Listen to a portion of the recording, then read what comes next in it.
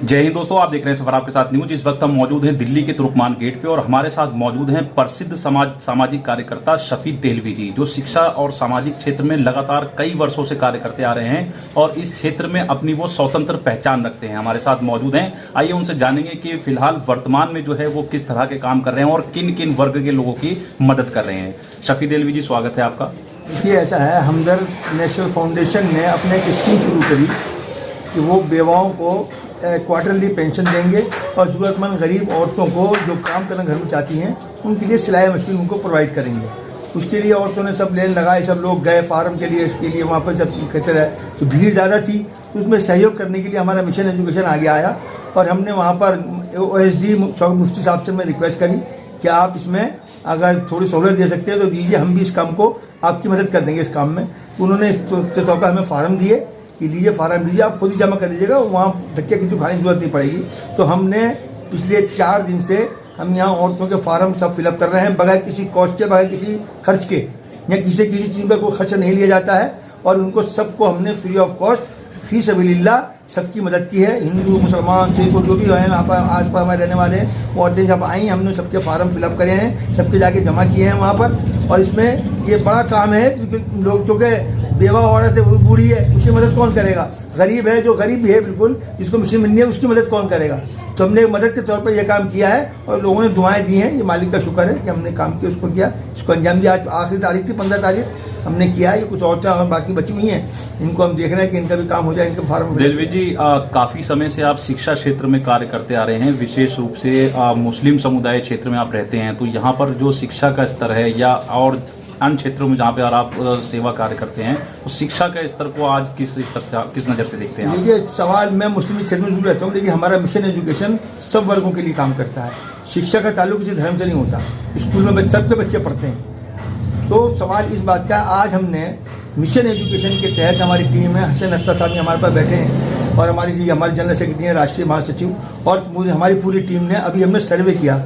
Lockdown के बाद में जब स्कूल बंद हो गए, हमने सर्वे किया। दिल्ली में 3000 घरों तक हम पहुँचे। वहाँ जाने के बाद जो सच्चाई निकल के सामने आई है, बहुत खौफनाक है, बहुत तशवीश है उसके ऊपर। हमें बहुत चिंता का विषय है वो कि हमें जो बच्चों ने बताया, जो उनके पेरेंट ने बताया, जो हम घरों पे गए हम लोगों के, वो बहुत चिंता का विषय है। सबसे पहली बात, प्राइमरी एजुकेशन को सबसे ज़्यादा नुकसान पहुंचा लॉकडाउन से, स्कूल बंद होने से, ऑनलाइन एजुकेशन से सबसे बड़ा नुकसान। सबसे पहली बात यह है कि वो पहली क्लास का बच्चा मुझे कहता है मेरी आंखें ख़राब हो रही हैं, आईसाइट ख़राब हो रही है, उसकी ऑनलाइन फ़ोन पे लगे रहने से। नंबर 2, घरों में एक फ़ोन है, बाप का फ़ोन है या माँ का फ़ोन है, बच्चे 4 पढ़ रहे हैं स्कूल में, वो कहाँ से लाएंगे उसका ऑनलाइन एजुकेशन का मामला? घर में फ़ोन नहीं है उसके पास। नंबर 2, बहुत से घर ऐसे हैं जहाँ पर नेटवर्क की प्रॉब्लम है, नेटवर्क काम ही नहीं कर रहा है, बच्चा कहाँ से पढ़ लेगा? चौथी बात, ये क्या पता है कि जो बच्चा एग्ज़ाम दे रहा है ऑनलाइन, वो वही बच्चा दे रहा है या कोई और दे रहा है? अब बच्चा पास तो हो गया, लेकिन एजुकेशन तो क्या पता मिली नहीं मिली, किसने दिया उसकी तरफ से पेपर। आप ऑनलाइन शिक्षा को सही नहीं मानते? बिल्कुल नहीं, ऑनलाइन को मैं किसी चीज़ को सही नहीं मानता। ऑनलाइन हाई फाई एजुकेशन वालों के लिए होगी। आप ऑनलाइन करिए 10वीं क्लास 12वीं क्लास के लिए, हम मानते हैं चलो बच्चा कर लेगा उसमें। पहली क्लास का बच्चा, प्राइमरी का बच्चा ऑनलाइन एजुकेशन कैसे ले सकता है? आपने स्कूल खोलने की बात करी, आप स्कूल खोल रहे हैं 10वीं के लिए, 12वीं के लिए, 9वीं के लिए, प्राइमरी के बच्चे के बंद है घर में, उनके ऑनलाइन एजुकेशन पे आपने लगा दिया, वो स्कूल नहीं खुल रहे हैं बच्चों के। आपने सेहत का, कोरोना का लगा दिया। अब 10 कंडीशन लगाइए, 10 शर्तें लगाइए कि इस शर्त पर आप स्कूल आइए। एक ट्यूटर ने, जो ट्यूटर थी, बच्चों को पढ़ाती थी, उसने मुझे बताया फराज खाने के अंदर कि जो बच्चे स्कूल जाते थे, जब स्कूल जाते थे तब जिस तरह पढ़ते थे, अब ऑनलाइन घर में बैठ के उस तरह नहीं पढ़ पा रहे हैं, उनको समझ में नहीं आ रहा कुछ भी। बच्चियों ने मुझसे कहा, शीलेपुर में एक बच्ची ने कहा कि हमारी समझ में नहीं आ रहा है हम क्या पढ़ रहे हैं, हमें खुद नहीं पता है, थोड़ी देर में डिस्कनेक्ट हो जाता है, कभी कुछ हो जाता है, कभी कुछ हो जाता है।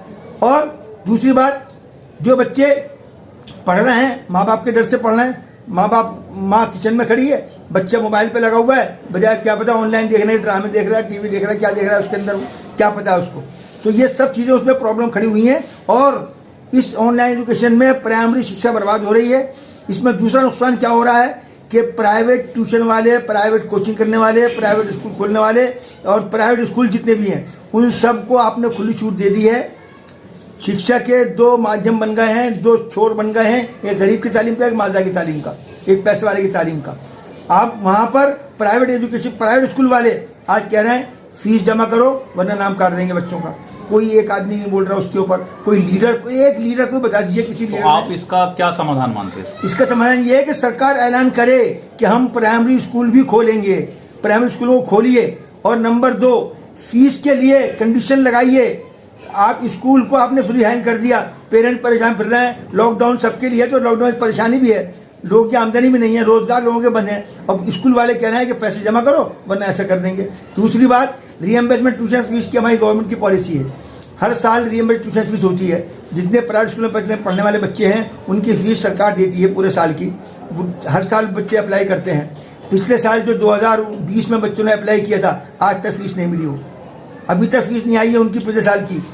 नई डेट फिर आई हुई 28 तारीख की, 28 फरवरी लास्ट डेट है, पिछले तो आया नहीं आपका, नया का क्या करेगा कोई।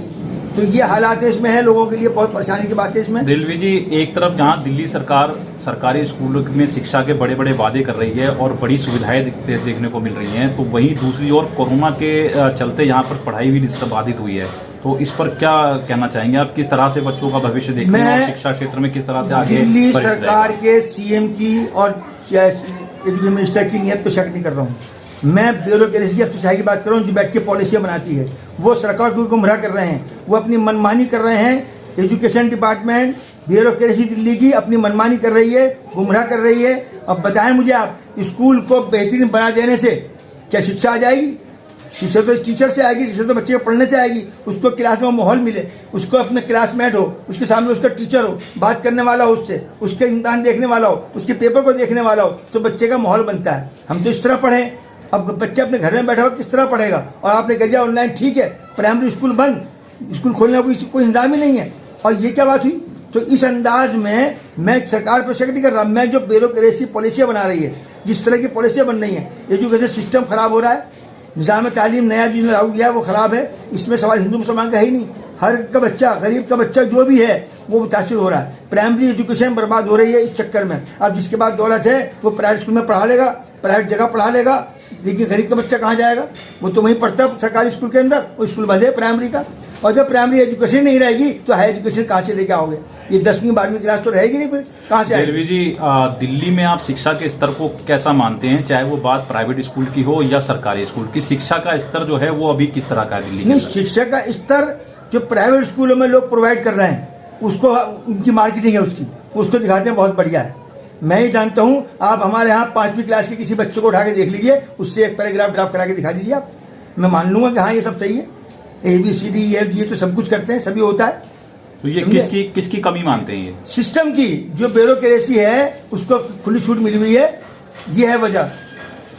हमारे साथ मौजूद थे शफी देलवी जी, जो शिक्षा के क्षेत्र में काफ़ी वर्षों से लगातार काम कर रहे हैं और साफ तौर पर उन्होंने बताया कि किस तरह से जो है ब्यूरोक्रेसी काम कर रही है और ऑनलाइन को उन्होंने साफ तौर से नकारा। उन्होंने कहा कि जो ऑनलाइन पढ़ाई हो रही है, जो शिक्षा का चल रहा है ऑनलाइन का, लेकिन वो बच्चों के लिए वो कामयाब नहीं है।